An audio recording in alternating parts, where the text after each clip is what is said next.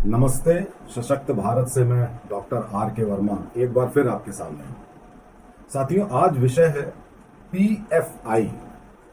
इसका full form आप लोग जानते होंगे, पॉपुलर फ्रंट ऑफ इंडिया, लेकिन फॉर प्रैक्टिकल पर्पसेस इसका फुल फॉर्म आप जानिए, पाकिस्तान फ्रंट इन इंडिया। अभी आपने देखा होगा 23 तारीख की रात को पूरे नेशन वाइड 13 राज्यों में और सैकड़ों जगह पर इनके ठिकानों पर आधी रात को रेड मारी गई। रात 2 बजे से सुबह 6 बजे तक यह ऑपरेशन चला और इनके 106 से ज़्यादा लोग गिरफ्तार हुए।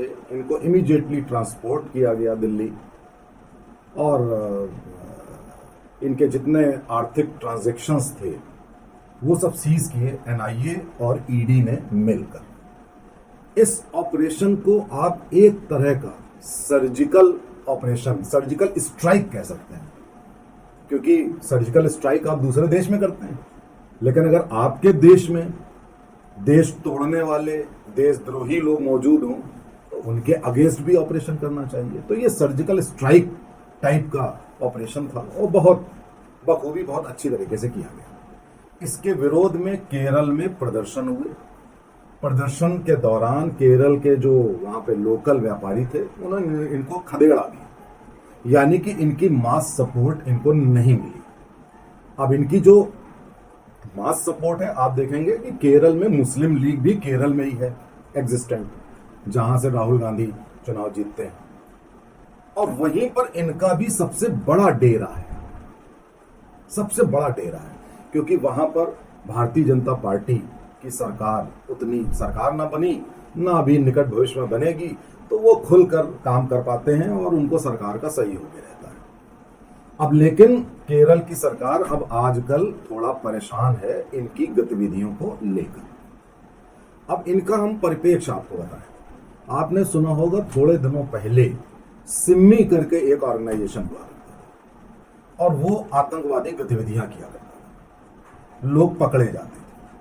और सिम्मी के एक बार वकील आपके कांग्रेस के सलमान खुर्शीद भी बने थे, बाद में वो कानून मंत्री बने उनको डिफेंड करने के बाद। उसके बाद जब सिम्मी बैन हो गई, उसके बाद सिम्मी ने दूसरे रूप में इन लोगों ने काम किया। ये घरेलू आतंकवादी हैं, इंडियन मुजाहिदीन नाम से।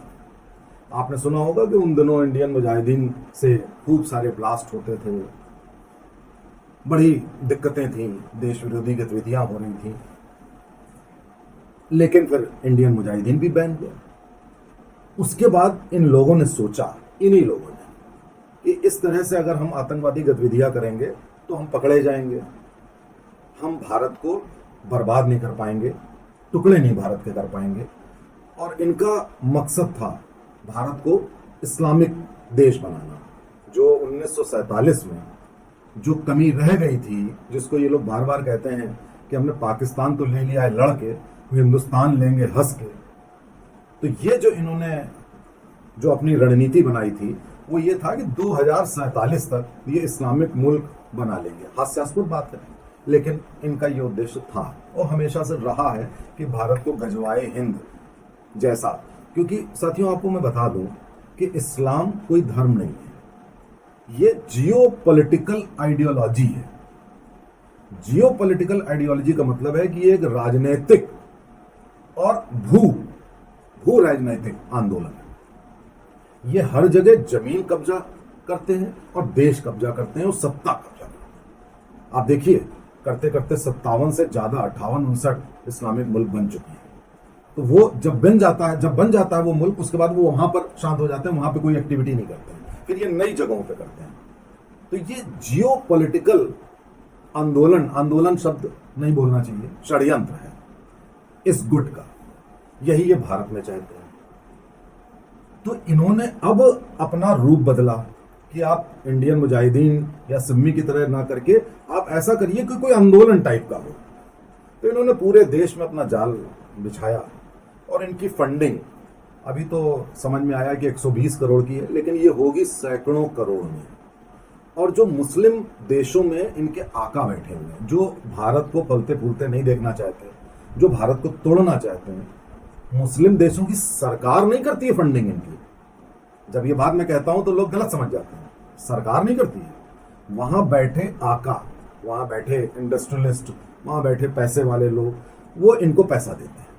पैसा देने का तरीका भी सुना है कि बड़ा नायाब है, ये सब सुनी हुई बातें हैं कि बड़ा नायाब किस्म का है कि कोई जना अपने घर में पैसे भेजेगा, घर से वो पैसा कहीं और जाएगा, तो उसकी एक इनडायरेक्ट चेन बनाते हैं जो आप आसानी से पकड़ नहीं सकते। अब ये मोडस ऑपरेंडी ये सरकार बहुत दिनों से स्टडी कर रही थी, क्योंकि अब अपने देश में न्याय व्यवस्था कुछ ऐसी है, उसमें कुछ वामपंथी सोच ऐसी है कि जब तक आप सॉलिड प्रूफ नहीं लाओगे तो कुछ हो नहीं सकता। तो इसलिए सरकार ने भी इस बार सोचा कि इनको बैन करने से काम नहीं बनेगा, क्योंकि अब इन्होंने ये कर दिया कि हम बम ना फोड़े, हम अंदर ही अंदर दीमक लगाएं देश में, सारे मुस्लिमों को जोड़ें, साथ में हिंदुओं को तोड़ें, और हिंदुओं में जो अनुसूचित जाति जनजातियां हैं, दलित हैं, इन सबको अपने में मिलाएं। ऐसा कर नहीं पा रहे हैं, क्योंकि अब हिंदू में जागरूक भी हो रहा है और एक भी हो रहा है। लेकिन इनका यह षड्यंत्र है कि इस तरीके से जहां सत्ता हथिया सकते हैं वहां सत्ता में भेज दो, जहां पे इंटेलेक्चुअल ग्रुप है वहां भेज दो। तो इन्होंने एक वाइडर पर्सपेक्टिव में अपनी रणनीति, अपना षड्यंत्र बनाया है। लेकिन इनका एम वही है जो पाकिस्तानियों का था, जो एम सिम्मी का था, इंडियन मुजाहिदीन का था, कि भारत को तोड़ना है।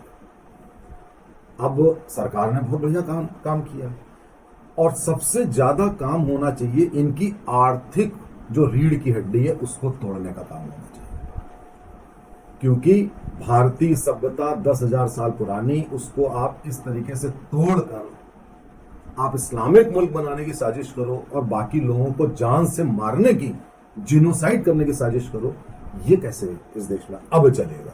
पहले तो काफी चला। और दुर्भाग्य की बात यह है कि जो लोग ये सब कर रहे हैं, ये PFI Pakistan front end India के लोग, साथियों ये सब हिंदू हैं, कुछ पीढ़ियों पहले के हिंदू हैं।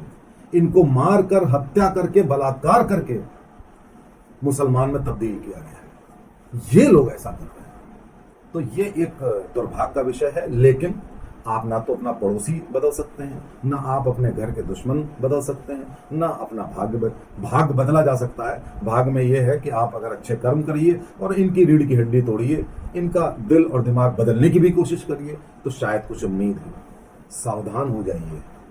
इन्होंने जो शाहीन बाग में भी पूरा 100% रोल किया था, किसान आंदोलन में भी इनका रोल था 50-60%। तब ये चाहते थे कि किसी तरीके से खालिस्तानी मूवमेंट आगे बढ़े। ये इस तरीके के मूवमेंट भी करेंगे, ये इंटरनेट के द्वारा भी षड्यंत्र रचेंगे। इसलिए केवल सरकार नहीं, आपको भी सजग होना होगा। जय हिंद, जय भारत।